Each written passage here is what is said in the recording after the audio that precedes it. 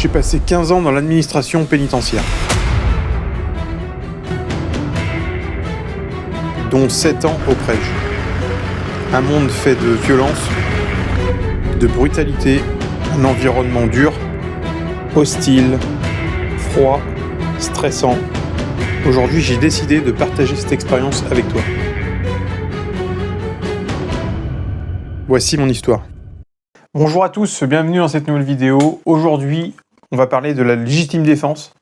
Alors, on va parler des textes, on va parler surtout de l'application des textes. On va essayer d'un peu de casser un peu les mythes de tout ça, essayer d'un peu de décortiquer. Alors, il y a énormément de vidéos qui circulent sur YouTube sur la légitime défense. Donc, l'objectif, c'est pas d'en refaire encore une autre. Ce qu'on va essayer de faire surtout, c'est de décortiquer les articles, parce qu'il y a plusieurs articles qui génèrent la légitime défense. Il n'y en a pas qu'un seul. On parle souvent du même, mais il y en a plusieurs qui le gèrent. Essayer déjà de le décortiquer, de le comprendre, et de voir les points que vous devez respecter pour être en légitime défense. Et surtout, casser tous ces a priori qu'on a sur la légitime défense. On entend beaucoup trop de conneries. Donc à un moment donné, il faut remettre un peu de l'ordre dans tout ça. Donc déjà, bon, pour être clair, je ne suis pas avocat. Ce que je vous parlais, c'est du vécu. C'est des informations qui sont éducatives. Je ne remplace pas un avocat et je ne donne pas de conseils juridiques. Donc c'est vraiment de fait on va parler du vécu. On va décortiquer. En aucun cas, je me substitue à un avocat. Donc déjà, ce qu'il faut savoir, c'est qu'en France, il y a beaucoup de gens qui pensent qu'ils n'ont pas le droit de se défendre. Alors, ça, c'est parce que c'est véhiculé par les réseaux sociaux, etc. On interprète souvent mal les textes et on surinterprète souvent mal les événements. Et en fait, on n'a pas tous les tenants et les aboutissants. Il y a du bouche à oreille, ça se transforme.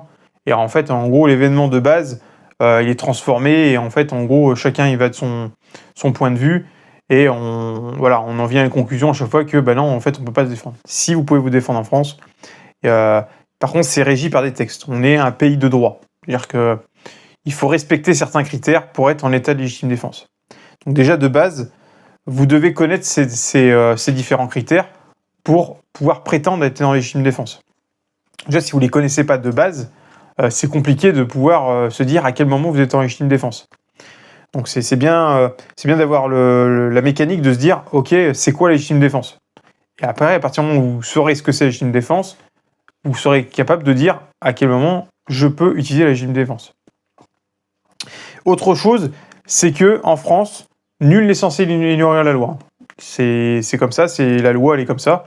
Même si vous avez des avocats, vous avez des juristes, vous avez des juges, des procureurs de la République qui, eux, ont fait des études, etc., et qui ont fait des études sur la loi et qu'on apprenne encore aujourd'hui. C'est un peu le paradoxe du truc, c'est que vous êtes censé connaître tout ça, mais vous n'êtes pas forcément armé pour le connaître. C'est pour ça qu'on peut faire appel à des avocats, c'est des professionnels du droit, mais on ne peut pas se cacher derrière en disant « non, mais je ne savais pas ». Ça, vous ne pouvez pas, parce que nul n'est censé ignorer la loi, vous êtes censé connaître les articles de loi.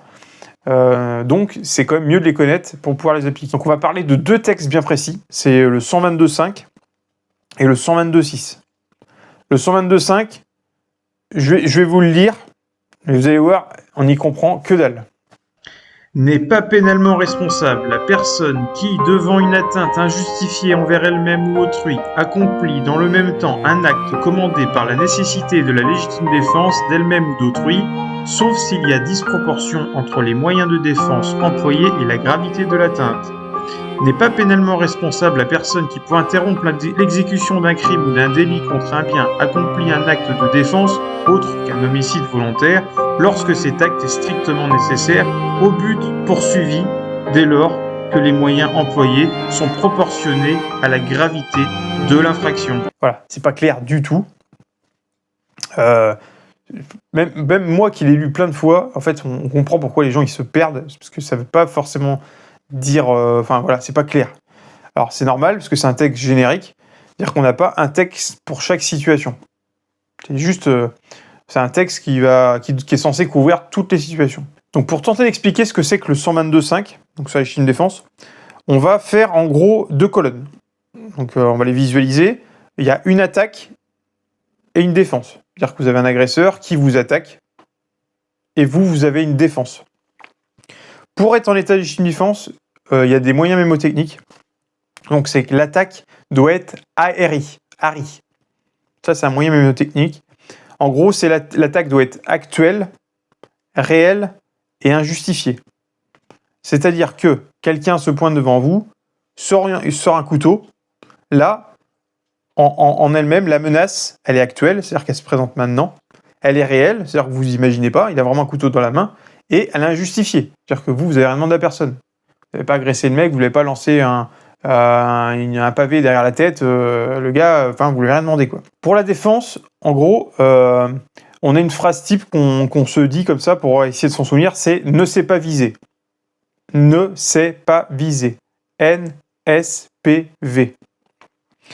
En gros, c'est la défense. Donc vous avez une attaque, quelqu'un qui arrive, il sort un couteau. Donc vous allez répliquer. Donc pour répliquer, il faut que votre défense, elle soit nécessaire. C'est-à-dire que vous n'avez pas d'autre solution. Vous n'avez pas de fuite. Parce que si vous avez un moyen de fuite, elle n'est pas nécessaire.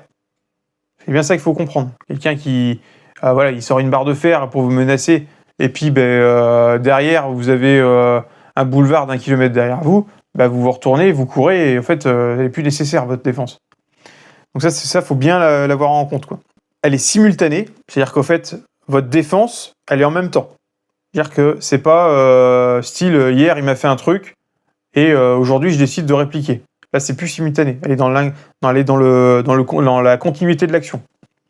C'est-à-dire que si quelqu'un vous agresse avec un couteau, vous répliquez avec une barre de fer, à l'instant T, c'est simultané. Elle est proportionnelle. Et là, il est là le nœud du problème. Là où je vois beaucoup de dérives sur la proportionnalité. Et là, on voit ce discours que je vois tout le temps. C'est, si quelqu'un m'agresse avec un couteau, il faut que je me défende avec un couteau. Si on m'agresse avec un stylo bille, il faut que je me défende avec un stylo bille. Et en gros, c'est de la connerie. Un exemple simple, vous ne voyez pas un policier se balader avec une machette. Pourtant, s'il y a quelqu'un dans la rue qui agresse quelqu'un avec une machette, eux, ils vont faire quoi? Ils vont sortir leur arme à feu. Ils n'ont pas de machette, les policiers. Et c'est proportionnel. Et les policiers sont gérés par le même article que nous. La proportionnalité, ce qu'il faut comprendre, c'est que c'est par rapport à la menace. C'est-à-dire que si quelqu'un vous met une calotte, il n'y a pas de menace de mort. Par contre, vous êtes agressé physiquement. Donc, vous allez pouvoir répliquer physiquement. C'est-à-dire que vous allez très bien pouvoir lui rendre son coup. Vous êtes dans la légitime défense, c'est proportionnel. Quelqu'un vous insulte, vous l'insultez, vous êtes dans la proportionnalité. Si quelqu'un vous insulte, vous lui tirez dessus, vous n'êtes pas dans la proportionnalité. Il n'y a pas une menace de mort, en fait. Votre vie, elle n'est pas en jeu. Par contre, à partir du moment où la menace met votre vie en jeu, c'est bien la proportionnalité sur la menace de mort. C'est pour ça qu'il y a cet amalgame. On est en train de dire, le mec sort un couteau, moi, je ne peux pas me défendre avec autre chose. Si, à partir du moment où il sort un couteau, et que vous n'avez pas de moyen de repli, là, vous êtes en danger de mort. Donc la proportionnalité va faire que vous avez tous les moyens possibles pour arrêter, du coup, cette attaque au couteau, pour le neutraliser. Parce que là, il y a un danger de mort. La proportionnalité, c'est par rapport à la menace, pas par rapport aux moyens que vous allez utiliser pour gérer cette menace. Ça, il faut bien le comprendre. Et elle doit être volontaire. Volontaire, c'est-à-dire que vous avez vraiment une action, que vous avez décidé de vous défendre. Et ça, c'est très important, on va y revenir après, parce qu'il peut y avoir des conséquences dramatiques sur le fait que l'action soit volontaire ou non. Donc la proportionnalité, on va y revenir, parce que du coup, c'est vraiment le nœud du problème qui pose, et que j'entends encore aujourd'hui, en disant, oui, mais aujourd'hui, on peut plus se défendre, parce que, en gros, s'il me sort un couteau, moi, il faut que je me défende avec un couteau. Voilà. Ça marche pas comme ça. La proportionnalité, c'est vraiment la menace. C'est-à-dire que il vous menace avec les poings, par exemple. Donc ça, c'est votre intégrité physique qui est menacée. Donc la proportionnalité, ça va être aussi sur votre intégrité physique. Pas de menace de mort, par contre, vous avez le droit de vous défendre. C'est pas parce qu'on est en France que on a le droit de vous taper dessus. Si on vous tape dessus, si c'est injustifié, si vous respectez la RI, l'attaque elle est actuelle, elle est réelle, elle est injustifiée, vous n'avez rien demandé à personne, vous avez le droit de vous défendre. Par contre, elle doit être nécessaire, c'est-à-dire que vous n'avez pas d'autres moyens. Elle doit être simultanée, c'est-à-dire que c'est à l'instant T. Elle est proportionnelle, donc du coup, vous allez utiliser vos mains, votre physique. Et elle doit être volontaire, c'est-à-dire que vous avez la volonté de mettre fin à l'agression. Donc ça, c'est vraiment en cas d'agression physique. À partir du moment où on vous menace avec un couteau, Là, c'est un danger de mort. Exactement comme si on vous menaçait avec une batte de baseball. Une batte de baseball, c'est comme un couteau. On peut tuer avec une batte de baseball. Quelqu'un vous agresse avec une batte de baseball, c'est comme si vous agressez avec un couteau. Donc là, la proportionnalité, c'est pareil. C'est par rapport à la menace. Là, un couteau, ça peut tuer. Donc, vous avez cette menace de mort. Donc la proportionnalité est par rapport à ça. Donc là, vous avez tout le panel pour vous défendre de cette mort. Évidemment, si vous pouvez fuir, vous fuyez. Mais si vous êtes vraiment acculé et que vous n'avez aucune autre solution, voilà, il n'y a pas de limite, quoi. Il n'y a pas de limite par rapport à la menace. Ça, il faut vraiment bien l'avoir en tête. Pareil, ce qui peut arriver, c'est... imaginons, vous avez une femme qui est vraiment frêle, qui est toute petite, qui se fait agresser par vraiment un gros mec bien balèze, quoi. Donc là, c'est pareil.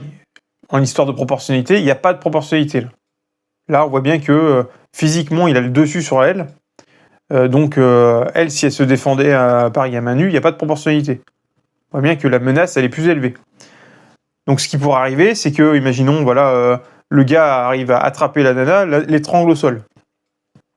Et d'accord, il n'a pas d'arme, le mec. Il n'a pas d'arme. Et pourtant, il va la tuer. Donc, la proportionnalité par rapport à la menace, c'est-à-dire que là, c'est une menace de mort. Si quelqu'un arrive pour stopper le gars, prend une barre de fer et lui éclate la gueule enfin, lui tape la tête avec la barre de fer, le gars s'écroule par terre, il meurt. Vous n'étiez pas dans l'intention de le tuer, mais bon, il est mort. C'est un état de légitime défense. Même si le gars n'était pas armé. C'est ça qu'il faut bien comprendre. La proportionnalité. Si vous n'intervenez pas, va mourir. La menace, elle est bien, la proportionnalité est bien par rapport à la menace. Donc elle est en train de se faire étrangler au sol. Elle attrape une barre de fer. Elle va mourir. Donc elle attrape une barre de fer. Elle tape la barre de fer sur la tête du mec. Le gars meurt. Elle est en état de légitime défense. Ça, faut bien le comprendre. C'est bien, si elle ne réagit pas, elle va mourir. Donc la proportionnalité, c'est par rapport à la menace. Là, sa vie est menacée. Donc là, elle utilise un outil, en fait, pour mettre fin à la menace. Elle n'était pas dans l'intention de le tuer, elle était en train de le neutraliser. Pareil, c'est pas l'outil que vous avez utilisé pour qui va faire la proportionnalité. Un autre exemple, tout bête, ce que j'entends pareil, en gros, les armes légales et illégales. Ça n'a rien à voir en fait. Pareil, ça joue pas sur la proportionnalité. Vous imaginez un terroriste, Kalachnikov à la main, en train d'arroser un groupe de personnes. Ils sont plusieurs, de terroristes. Un terroriste se fait abattre. Il tombe par terre. L'arme est à vos pieds. Le terroriste est de dos, il est en train de tuer plein de personnes. Vous récupérez cette arme. Vous tuez le terroriste, vous êtes en état de légitime défense. Pourtant, l'arme, elle est illégale, elle ne vous appartient pas, et pourtant, vous êtes en état de légitime défense. Pourquoi ?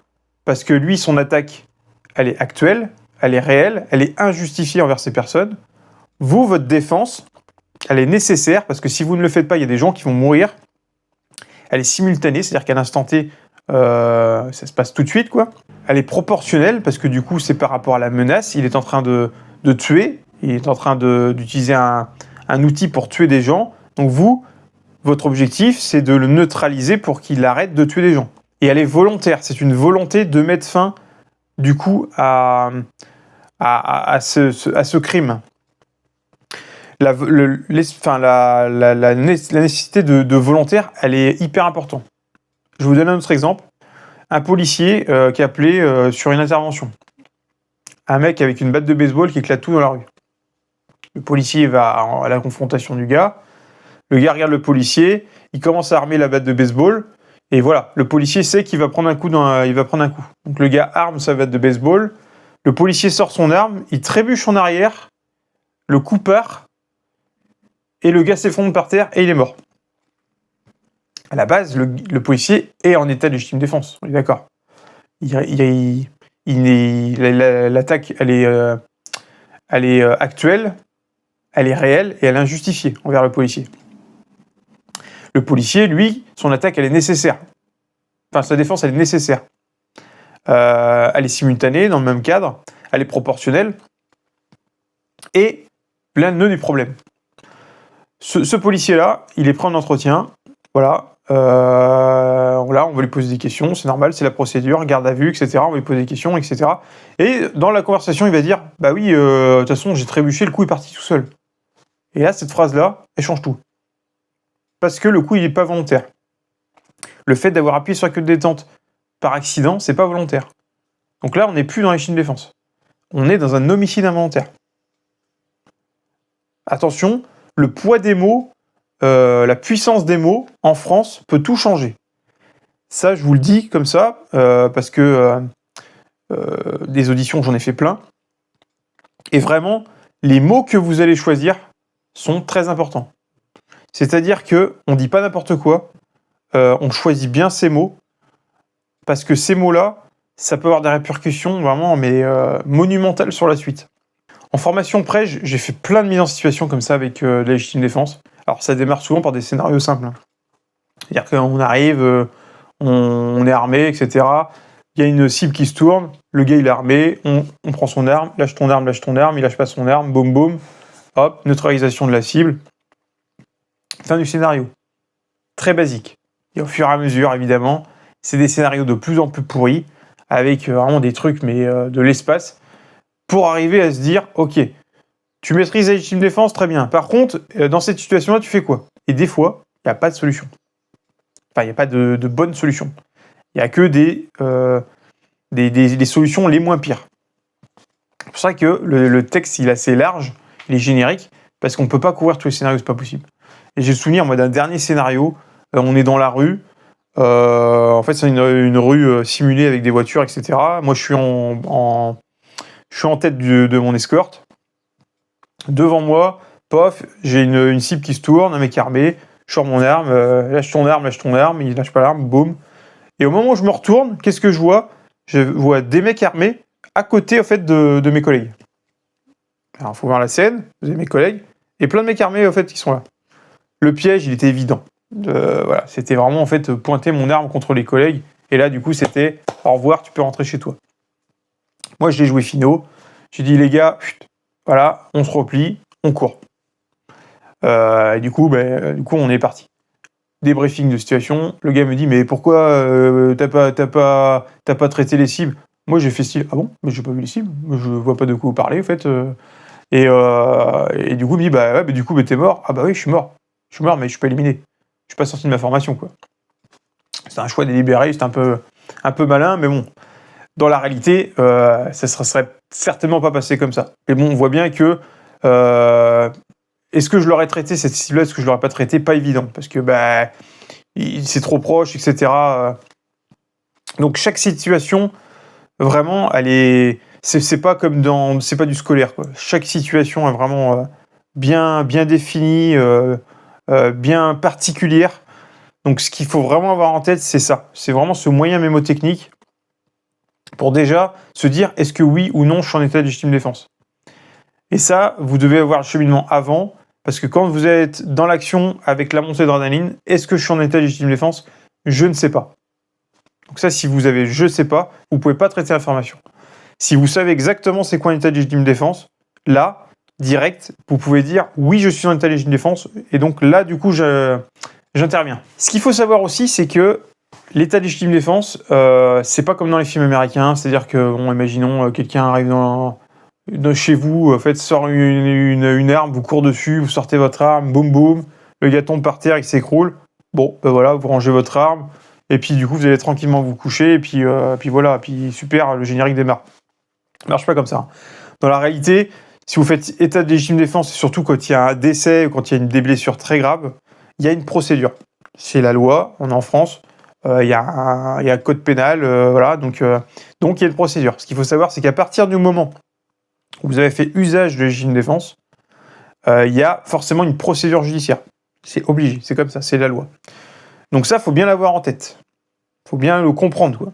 Parce que vous soyez dans votre bon droit ou pas, vous aurez la même procédure judiciaire.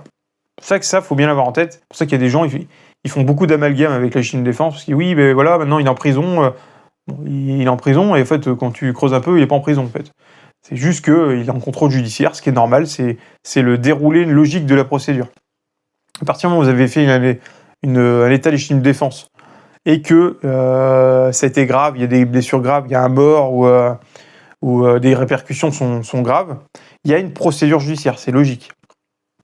Déjà, il faut traiter la victime. Voilà, donc c'est pour ça, quand je vous dis vous faites état légitime de défense, ça ne s'arrête pas là, il faut traiter la victime. C'est-à-dire que si vous neutralisez un individu, il faudra lui porter assistance. Il faudra appeler les pompiers, il faudra, voilà, les secours, c'est ça. Et c'est aussi valable si vous tirez sur quelqu'un en état de légitime défense, vous lui devez assistance. C'est aussi paradoxal que ça puisse être, c'est votre obligation. Si vous ne le faites pas, c'est non-assistance à personne en danger, et là, vous basculez dans un autre truc. Donc ça, il faut aussi l'avoir en tête. Donc vous avez traité la menace, vous avez appelé les secours, très bien, la police, les pompiers vont arriver, et là, il y a une procédure judiciaire. C'est obligé, il faut bien l'avoir en tête.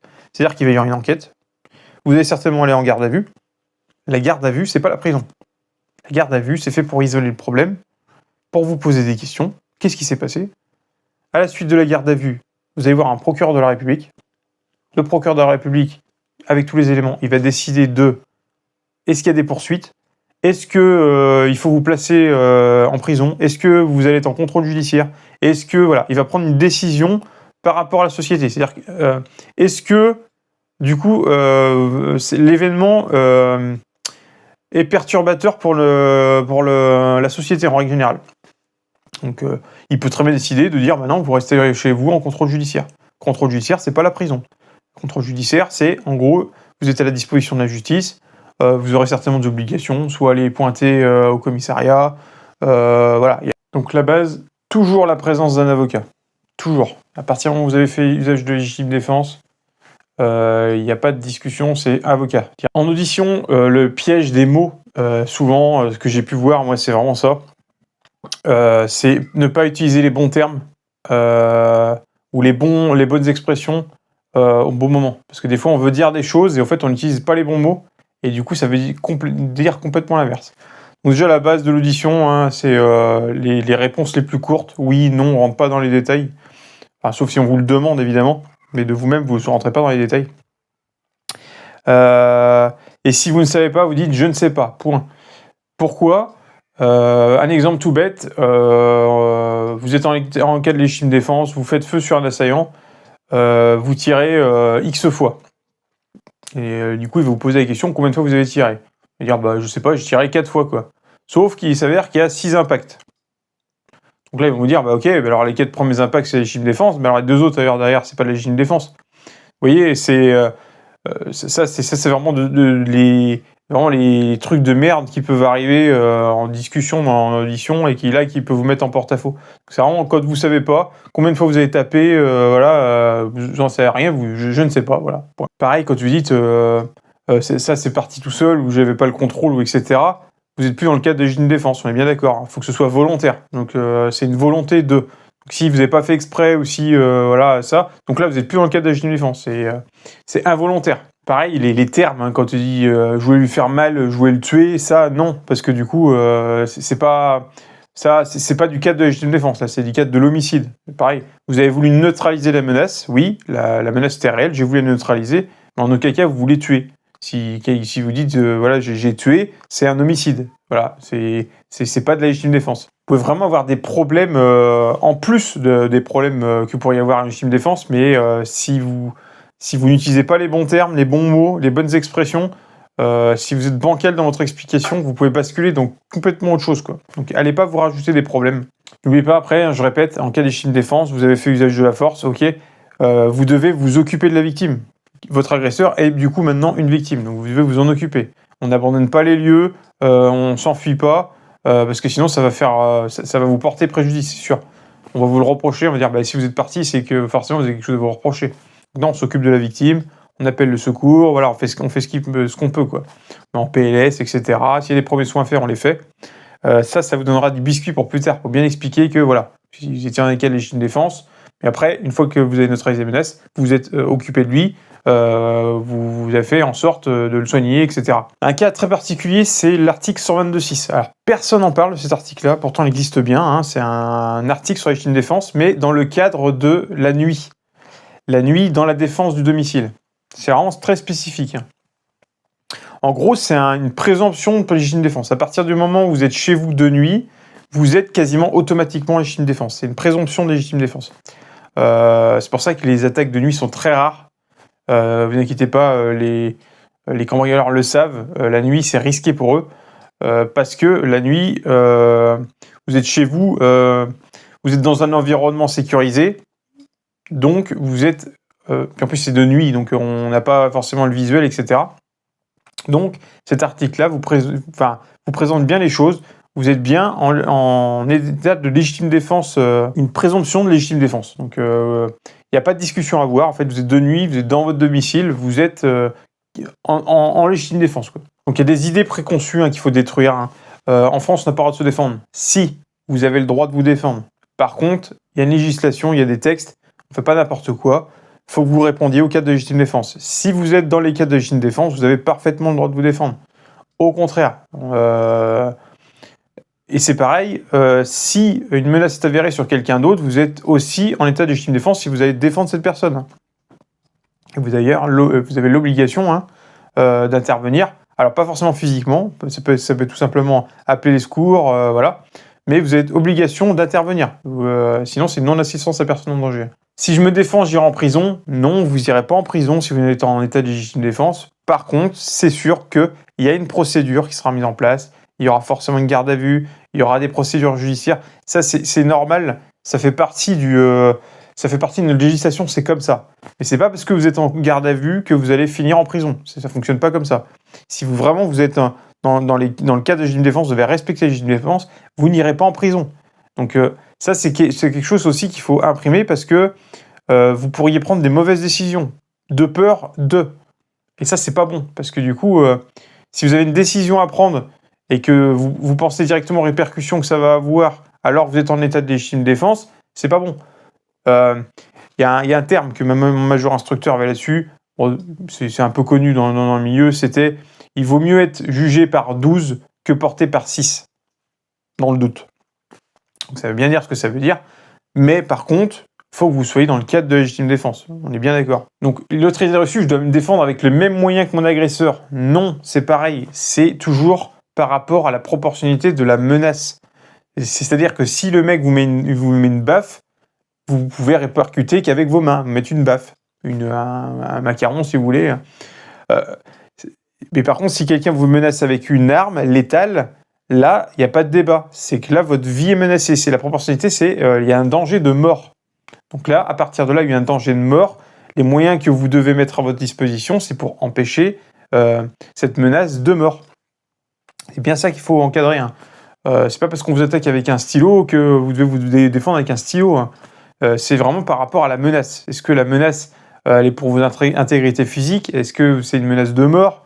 Voilà. Donc c'est vraiment ça la proportionnalité. Donc j'en reviens, pareil, quand vous avez fait état de légitime défense, vous restez sur place. Sauf s'il y a une menace ailleurs, s'ils sont plusieurs, etc. Mais si vous avez neutralisé la menace, vous devez rester sur place. Vous devez appeler les forces de l'ordre, les secours, tout ce que vous voulez, mais on reste sur place, on ne s'enfuit pas. Si vous enfuyez, c'est sûr que ça va vous porter préjudice aussi. Est-ce que l'article en lui-même est clair et couvre toutes les possibilités? Non, c'est un article générique. Donc forcément, le 122.5, il est très très large, donc il est sujet à interprétation. C'est pour ça qu'il y a des avocats, c'est pour ça qu'il y a des procédures, c'est pour ça qu'il y a des procès. Et ça aussi, c'est malheureux, mais c'est comme ça. Vous aurez peut-être une demi-seconde pour prendre une décision et du coup, le parquet, le juge, etc., eux, ils auront des semaines et des mois pour étudier le dossier et pour vous dire qu'il y a peut-être une autre possibilité. Mais vous aviez une demi-seconde pour réagir. C'est là un peu c'est compliqué. C'est pour ça qu'il faut pas qu'il y ait de doute dans la légitime défense. Il faut que vous sachiez exactement ce que vous avez le droit de faire et pas le droit de faire. Donc vous avez le droit de vous défendre en France, hein, c'est un droit, c'est un devoir. Mais par contre, on est dans un état de droit, donc on ne fait pas ce qu'on veut, on ne le fait pas n'importe comment. Donc il y a vraiment des critères, il y a vraiment des choses à respecter. Et surtout, ça s'assume devant la justice. Ça, faut bien aussi l'avoir en tête. c'est que vous aurez certainement à répondre de vos actes devant la justice. C'est pas forcément dire que c'est mauvais ou que vous avez mal réagi, c'est pas ça. C'est que vous avez forcément des comptes à rendre à la justice. Donc à la justice, c'est la société. Hein. Donc c'est logique que si vos actes ont entraîné quelque chose de très grave, même si c'était légitime, vous devez l'expliquer. Vous devez, on doit en fait mettre la lumière sur ça. C'est normal, en fait, c'est la procédure. Donc si on résume du coup, Harry pour l'attaque, pour résumer la légitime défense, et ne s'est pas visé NSPV pour la défense. Et à partir de là, où vous respectez ces critères-là, vous êtes en état de légitime défense. Je rappelle, après avoir fait un état de légitime défense, vous appelez les secours. Comme ça, au moins, vous êtes couvert, vous portez assistance s'il y a porté assistance. Et surtout, n'hésitez pas à vous faire aider d'un avocat. Pour les cas les plus graves, c'est pas une négociation. Voilà, vous devez avoir un avocat. Pour être encadré, pour savoir exactement la procédure, pour pas dire n'importe quoi, alors que ça se trouve, vous étiez dans votre bon droit. Avocat d'office. Donc merci d'avoir suivi cette vidéo, n'hésitez pas à vous abonner, n'hésitez pas à partager la vidéo et je vous dis à la semaine prochaine.